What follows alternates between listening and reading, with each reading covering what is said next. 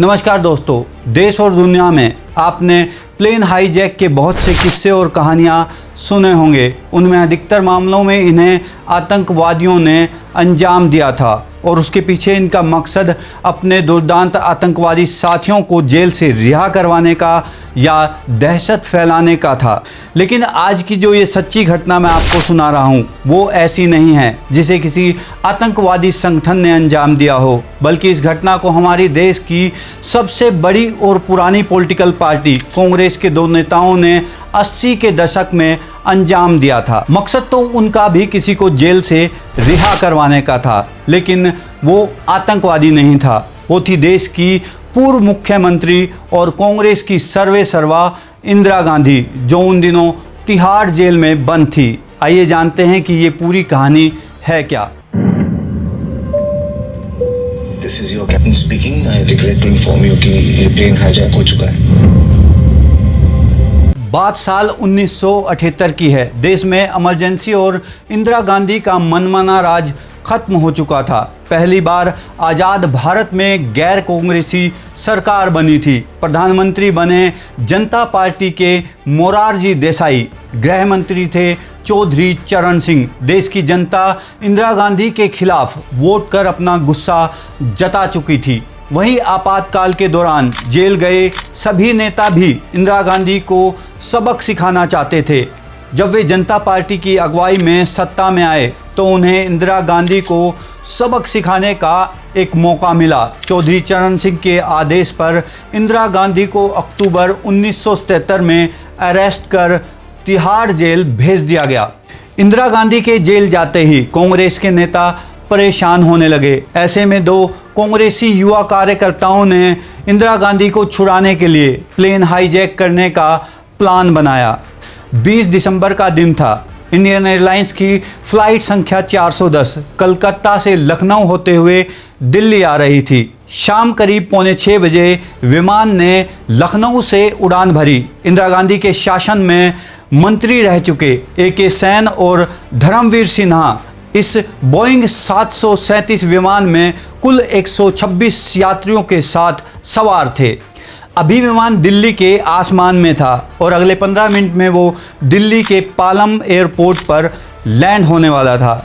विमान के लैंडिंग से पहले 15 मिनट ये बहुत महत्वपूर्ण होते हैं और ख़ास तौर पर इस विमान के तो वैसे ही 15 मिनट बहुत महत्वपूर्ण थे, क्योंकि आने वाले इसी 15 मिनट में इसे हाईजैक कर लिया गया।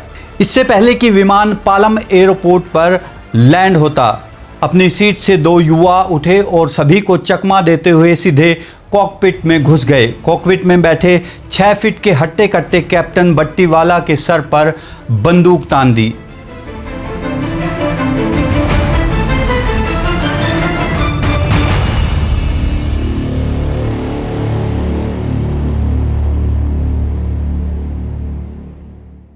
घबराए कैप्टन से पहले तो अपहरणकर्ताओं ने डिमांड की कि विमान को नेपाल ले चलो, लेकिन जब उन्हें कैप्टन ने बताया कि विमान में इतना ईंधन नहीं है कि वो काठमांडू जा सके, तो उन्होंने कहा कि बांग्लादेश ले चलो। उन्हें देखकर ऐसा लगता था कि उन्होंने कभी स्कूल में भूगोल नहीं पढ़ा और चल दिए प्लेन हाईजैक करने। इन युवक का नाम था भोला पांडे, जिसकी उम्र 27 वर्ष, जो बलिया का रहने वाला था, और दूसरा था देवेंद्र नाथ पांडे, जिसकी उम्र 28 वर्ष, जो सुल्तानपुर उत्तर प्रदेश का रहने वाला था। इसके बाद इन्होंने कैप्टन बट्टीवाला से अपने मन मुताबिक काम करने को कहा। पायलट ने घोषणा की, हमारे विमान का अपहरण हो गया है। Speaking, I regret to inform you कि ये प्लेन हाईजैक हो चुका है और हम पटना की ओर जा रहे हैं। मानो सबको सांप सूंघ गया। हलचल शुरू होने से पहले कुछ ही सेकंड बाद एक और घोषणा हुई, जिसमें कहा गया कि अब हम पटना की बजाय वाराणसी जाएंगे। दिल्ली से विमान अपहरण की सूचना से देश में हड़कंप मच गया और जल्दी ये सूचना देश के प्रधानमंत्री मोरारजी देसाई तक पहुंच गई।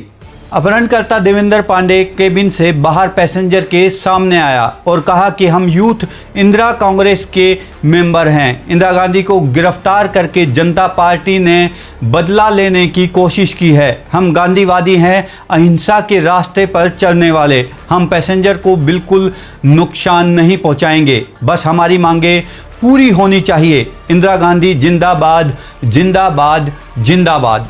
ये सुनकर पैसेंजरों की जान में जान आई कि ये लोग आतंकवादी नहीं थे, लेकिन उसके बावजूद भी किसी भी पैसेंजर को अपने सीट से उठने या वॉशरूम में जाने की इजाज़त नहीं थी। दोनों युवा यूथ कांग्रेस से जुड़े हुए थे। ये पता चलते ही सरकार हरकत में आई। एटीएस ने दोनों अपहरणकर्ताओं के परिवारों से संपर्क साधा। साथ ही प्रधानमंत्री मोरारजी देसाई ने तत्कालीन उत्तर प्रदेश के मुख्यमंत्री राम नरेश को आदेश दिया कि वो जाकर अपहरणकर्ताओं से बात करें।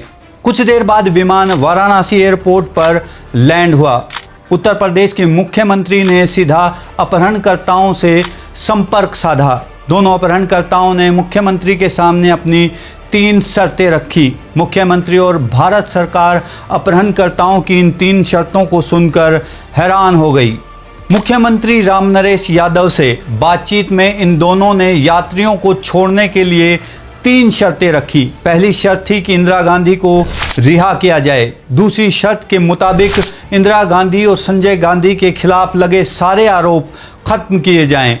इनकी तीसरी मांग थी कि इंदिरा गांधी को गिरफ्तार करने वाली केंद्र की जनता पार्टी की सरकार इस्तीफा दे। हालांकि कुछ ही समय बाद भोला पांडे के पिता को एटीएस वाराणसी एयरपोर्ट ले आई और उन्होंने दोनों से फ़ोन पर बात की और दोनों अपहरणकर्ताओं को विमान से बाहर निकलने पर राजी कर लिया। इस तरह से यह हाईजैक कांड खत्म हुआ। हालांकि बाद में इस बात का खुलासा हुआ कि एयर इंडिया का ये विमान नकली हथियारों के साथ हाईजैक हुआ था। विमान हाईजैक करने वाला भोले पांडे के पास एक टॉय गन थी और दूसरे अपहरणकर्ता देवेंद्र के पास एक क्रिकेट की बॉल थी जिसे उसने हाईजैक के दौरान बम बताया था। निकाल यार से, बस खोल के निकालो रुपया नहीं दे, कान के नीचे भी खींच के। ये बंदूक है जब अपनी नेता को जेल से छुड़ाने के लिए विमान हाईजैक जैसी दुस्साहस करने वाले ये दोनों कांग्रेसी नेता जल्द ही अपनी हाई कमान के करीबी हो गए।